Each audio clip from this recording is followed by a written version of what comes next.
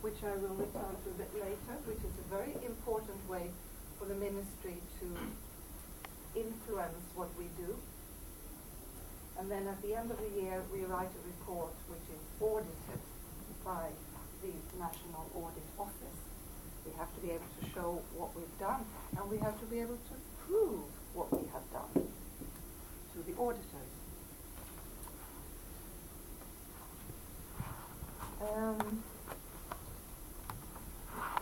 The budget process.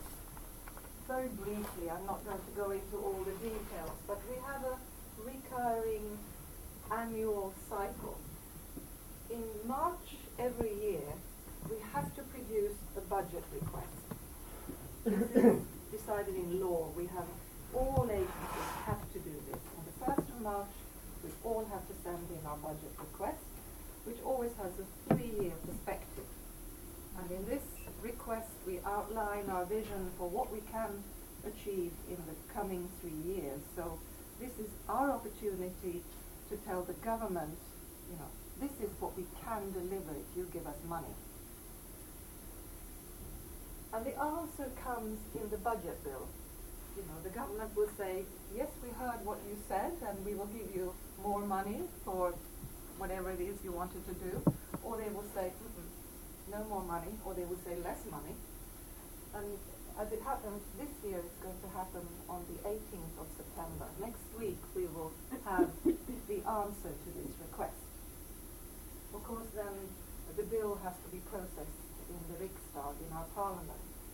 But it's a very important day for all agencies, because it will give you a very clear idea of what kind of money you can expect the coming year. Now, when that is done, the ministry will start drafting what's called letter of appropriation for its agencies, which is a kind of request for, it's both the money for the coming year, but it's also a request for what in particular they want us to focus on for the coming year. And that is done in quite close dialogue with us, so that's why we have this line here.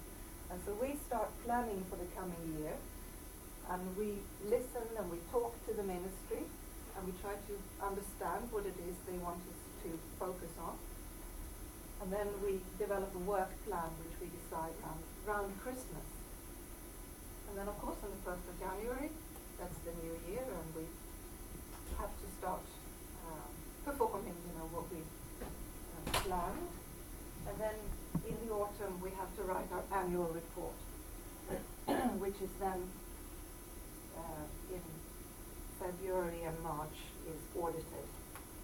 And then we have to be able to prove what did we do with the money, and have all the government requests for reports being delivered, and so on.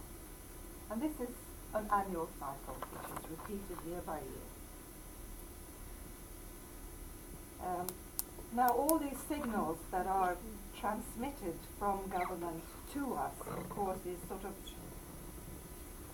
then transformed and made, you know, internally by the management board, by the Director General and the management board into internal signals.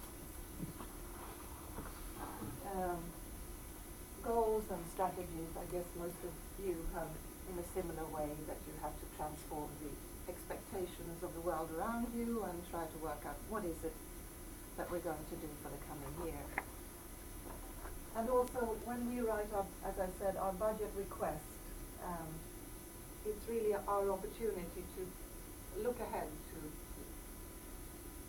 try and be a bit visionary for our, and a bit bold, I would say, for our own future.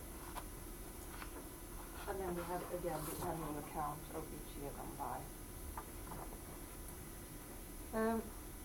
Now, that's really what I was going to say about the interaction between us and the ministry and the government offices. So now I'm going to turn to how we try to influence other agencies, our sister agencies, you know, the other 249, I have a question. Do you participate in drafting law? Because you said that actually that you're implementing them, so there can be stuff that you participate when the law, even before the law is adopted. We do submit quite a few proposals for new legislation and for changes in existing legislation. And then finally the ministry will put the final touches to it, and they will bring it to government for decision. But we are expected to produce quite a lot of legislative proposals. Yeah. And we're often mandated to give more detailed technical regulations. So we issue quite a lot of technical regulations, but we always have to be mandated in the law